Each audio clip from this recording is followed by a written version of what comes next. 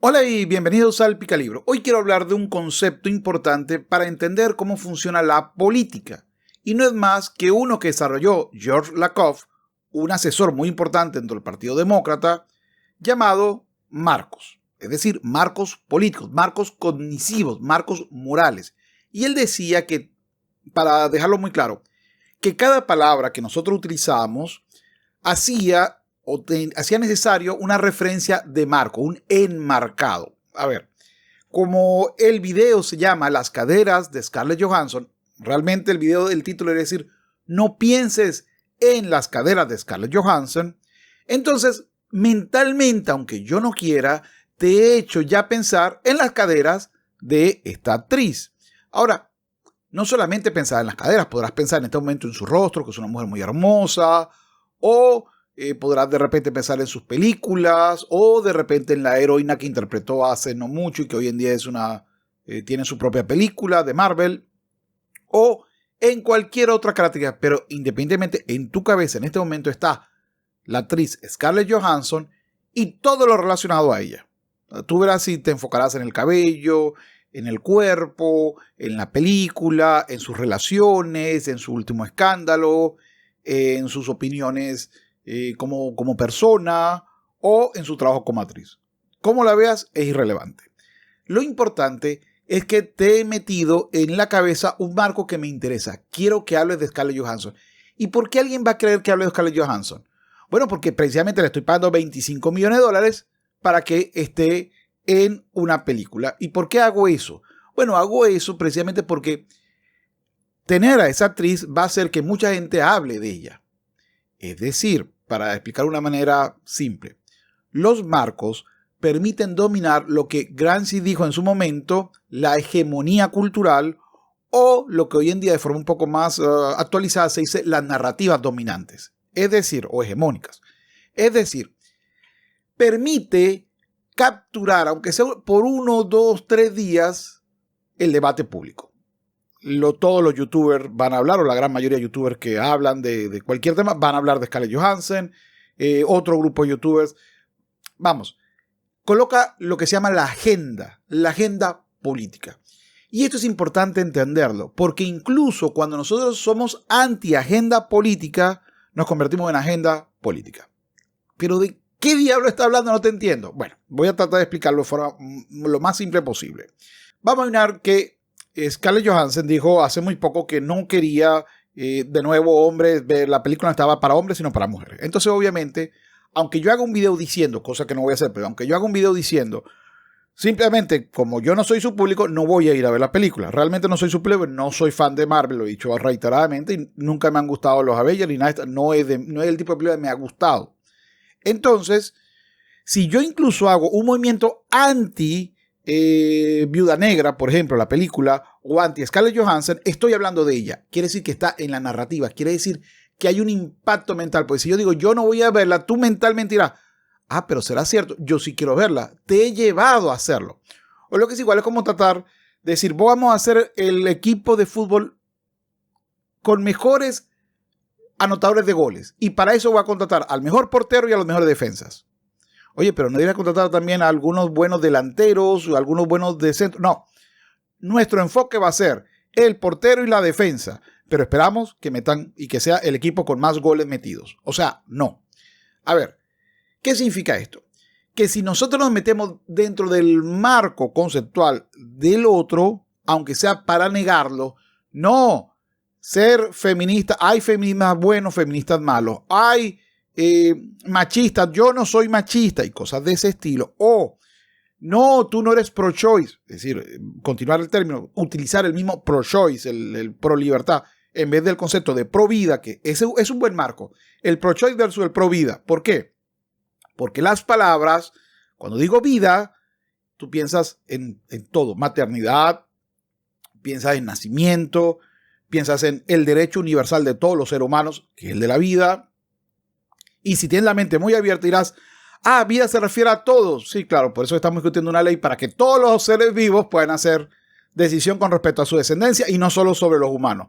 Qué fácil es de esa manera tratar de abrirse la mente, pero quedan en ridículo. Mientras que el otro, cuando dice tengo ¿la elección de qué? La elección de, obviamente, queda enmarcado en vida o lo otro. No hay otra opción. Entonces, fíjense cómo aquí el enmarcado de vida, pro vida, gana, pero por paliza, al que dice que tiene la libertad de elegir entre cuáles opciones. Entre interrumpir una vida que ya está en formación o en la de dejar que continúe viviendo. Porque esas son las opciones que hay. Y fíjense, en este caso hemos enmarcado de tal manera en el enmarque que es muy difícil ir para otro lado. A ver, voy a citar al profesor Lakoff para que se entienda mejor lo que estoy tratando de explicarles. Cuando enseño el estudio del cambio de marco en Berkeley, en el primer curso de ciencia cognitiva, lo primero que hago es darle a los estudiantes un ejercicio. El ejercicio es: no pienses en un elefante. Hagas lo que hagas, no pienses en un elefante. No he encontrado todavía un estudiante capaz de hacerlo. Toda palabra, como elefante, evoca un marco, que puede ser una imagen o bien otro tipo de conocimiento. Los elefantes son grandes, tienen orejas que huelgan y una trompa. Se los asocia con el circo, etc. La palabra se define en relación con ese marco. Cuando negamos un marco, evocamos el marco. Richard Nixon lo descubrió por la vía dura. Presionado para que dimitiera durante el escándalo del Watergate, se dirigió al país a través de la televisión. Se presentó ante los ciudadanos y dijo: «Yo no soy un chorizo». Y todo el mundo pensó que lo era. Esto nos proporciona un principio básico del enmarcado para cuando hay que discutir con el adversario. No utilice su lenguaje. Su lenguaje elige un marco, pero no será el marco que tú quieres. Para decirlo de forma muy simple, si yo quiero que, pues, Scarlett Johansson, porque me cae mal, porque, pues, no me funciona, porque dio declaraciones políticamente, creo que en las que no estoy de acuerdo, y no quiero, pues, que ella sea la portadora de ese tipo de opinión, pues creo que precisamente por su belleza va a llevar más gente, pues, a su marco. Entonces, en vez de ir en contra de Scarlett Johansson, voy a ir a favor de Gal Gadot, de las caderas de Gal Gadot. Voy a recordarte que La Mujer Maravilla es una de las mejores películas que se han hecho sobre heroínas femeninas, que fue un exitazo y que entendió que los hombres, aunque la mujer sea más fuerte dentro del concepto de la película, los hombres son muy importantes porque son el complemento de vida necesario para ella. Necesario porque le da paz mental, porque puede ver la vida de otras formas, porque sabe manejar un avión, qué sé yo, por lo que tú quieras. Pero el concepto es que en la película, en vez de presentarlos como elementos conflictivos o como elementos despectivos, son complementarios con sus beneficios, con sus circunstancias particulares cada uno. Entonces, esta es una visión positiva, que me gusta, que me agrada, y además voy a decir una herejía. Y hasta me gustó La Mujer Maravilla 2. Sí. Ahora póngame todos los comentarios abajo. A mí sí me gustó porque me pareció la película número 2 de la Mujer Maravilla, pues lo más parecido a lo que yo vi de la serie que estuvo entre los 70 y los 80. Pero bueno, independientemente de esto, lo que quiero decir es que convertirse en el anti es reforzar el marco. Nosotros debemos ya, en este momento altura del juego, pasar a la creación y sostenimiento del marco. Lo que es igual, en vez de hablar de la Viuda Negra o de las caderas Scarlett Johansson, yo ahora voy a hablar es de Gal Gadot. Y me es totalmente irrelevante, pasará sin pena y sin gloria lo que digan los demás. Es decir, en vez de darle la hegemonía cultural a alguien que está diciendo algo terriblemente equivocado, pues hay que plantear lo que nos unifica a nosotros. Esa sería la necesidad de crear un marco. Un marco significa referencias que podamos estar todos de acuerdo. Por ejemplo, muchos amigos que son creyentes, católicos o evangélicos o cristianos, como se gusta autonomiarse, están tratando de presentar un marco religioso. El problema del marco religioso es que quedamos por fuera muchos que no somos religiosos, no somos ateos, pero tampoco somos religiosos, los agnósticos, por ejemplo, y también dejas por fuera a los ateos. Entonces, ese marco no sirve para todos. Puede servir para unificarnos de alguna manera, pero no para todos. Igualmente, mis amigos liberales, yo aquí siempre lo voy a decir, liberales confundidos, los libertarios, porque los libertarios se acercan más al progresismo, aunque no lo crean, que al liberalismo. ¿Por qué? Porque si tú crees realmente en la autonomía e independencia del ser humano, al final tú tienes que decir, pero el humano puede ser lo que quiera según lo que desee. Y obviamente no, las condiciones humanas tienen límites, tenemos todos límites. Y la sociedad también te coloca límites. Esos límites no son necesariamente negativos contra el humano. Al contrario, esos límites son necesarios para que el individuo pueda desarrollarse como individuo. Es decir, como persona. Para mí, porque no me gusta el término individuo. Entonces, ¿qué significa esto? Significa entonces que de repente es necesario ya empezar a crear algunos marcos que nos edifiquen. Tal vez ese marco sea el acceso a la realidad. Si desde el punto de vista de la religión o desde el punto de vista de los liberales o desde el punto de vista de los conservadores, todos estamos de acuerdo en que hay realidades y que las realidades no son superables por el mero hecho de desearlo.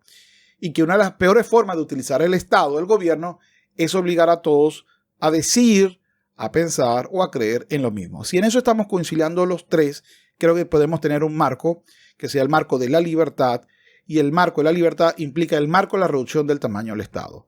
Un gobierno es alguien que va a utilizar la violencia de forma legítima, porque es el concepto del Estado, está legitimado en presunción, es decir, presumimos que es legítimo. No, entonces el Estado nunca viola derechos, sí viola derechos precisamente, pero al violarlos va a juicio. ¿Por qué? Porque tú estás presumiendo que es legítimo el uso de la violencia. Digo, la policía es eso, la violencia institucional, para que quede muy claro lo que estamos hablando. El libro de Lakoff, No piensa un elefante, me gusta principalmente porque él lo hace en un momento en donde los demócratas o los progresistas iban perdiendo la narrativa en los Estados Unidos. Y él colocó una serie de reglas y elementos para que ganaran. Por supuesto, él hace una notificación ridícula de su teoría basada en que uno tiene un padre restrictivo y castrador y el otro un padre amoroso. Eso es una ridiculez. Al igual que vuelvo y sigo diciendo, los que creen que los conservadores se mueven por miedo son personas que tienen una visión precisamente de izquierda, progresista o demócrata y tratan de justificar en un elemento de vicio al otro. No, es por miedo que tú actúas así. No, es precisamente por condición de realidad. No temo a los cambios, no es una fobia, son elementos de la realidad. ¿Qué significa la realidad? Que hay una regla de juego que permite el movimiento. Lo demás es saltar al vacío sin paracaídas. Pero de todas formas de esos temas ya hablaré otra vez en su momento. Acá dejo otra reflexión que me deja Lakoff sobre el mismo, aunque, vuelvo y repito, solo me interesa el concepto de marco, no el concepto de la utilización de marcos que hizo Lakoff, que es como mínimo ridículo, al igual que el que hizo Jonathan Haidt con respecto a la mente norteamericana, que el conservador se mueve por miedo y el otro se mueve, no sé, por la benevolencia y el amor, y esto pues no pareciera ser, no se sostiene ni en la práctica ni en la teoría, pero bueno, digo, se sostiene si veo un mundo a través de un prejuicio, pero si no, no se sostiene. Pondré un ejemplo. El día que George W. Bush llegó a la Casa Blanca, empezó a salir de la Casa Blanca la expresión alivio fiscal, y lo sigue haciendo. Fue utilizada varias veces en el discurso sobre el Estado de la Unión de ese año, y reapareció continuamente en los discursos preelectorales 4 años después. Pensemos en el enmarcado de alivio. Para que se produzca un alivio, ha tenido que haberle ocurrido a alguien antes algo adverso, un tipo de desgracia, y ha tenido que haber también alguien capaz de aliviar esa desgracia, y que por tanto viene a ser un héroe. Pero si hay gentes que intentan parar al héroe, esas gentes se convierten en villanos porque tratan de impedir el alivio. Cuando a la palabra fiscal se le añade alivio, el resultado es una metáfora. Los impuestos son una desgracia, la persona que lo suprime es un héroe, y quien quiera que intente frenarlo es un mal tipo. Esto es un marco. Se construye con ideas como desgracia y héroe.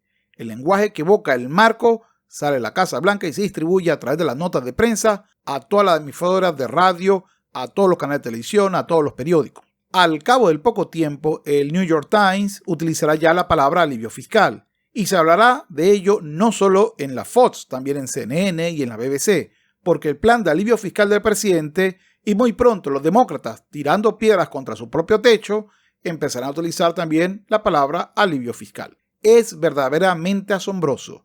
Los senadores demócratas me pidieron que visitara su junta política, el caucus, justo antes de que el plan fiscal del presidente se discutiera en el Senado. Ellos tenían ya su propia versión del plan, que no era otra que la del alivio fiscal. Habían aceptado el marco conservador. Los conservadores habían tendido una trampa y las palabras arrastraron a los demás hacia la visión del mundo de ellos.